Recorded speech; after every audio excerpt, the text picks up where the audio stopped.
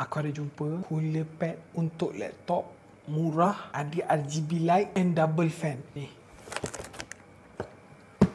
gaming cooling pad. So gaming cooling pad ni dia datang dengan dua kipas yang besar, and then dia datang dengan RGB light macam ni. Kau boleh setting lampu dia. Kau nak lampu yang solid macam ni ataupun kau nak aura macam ni. Gaming pad ni harga dia murah saja, bawah RM60 kot. Masa video ni dibuat, daripada kau melepet dengan laptop kau atas tilam, kan rosak ataupun nanti laptop kau panas, sedut habuk-habuk kat situ, habis berabuk kau punya kipas. Baik kau pakai fan yang macam ni, dia bantu korang untuk sejukkan laptop korang semasa korang tengah main game ke, tengah editing ke, ataupun korang tengah browsing internet ke. Kalau korang berminat, dapatkanlah gaming cooling pad. Kau claim semua voucher, free shipping, and then kau dapatkan gaming cooling pad dan kau komen kat video aku. Okay tak? And then macam biasa, jangan lupa follow, like and share video ni, and kita jumpa di next video.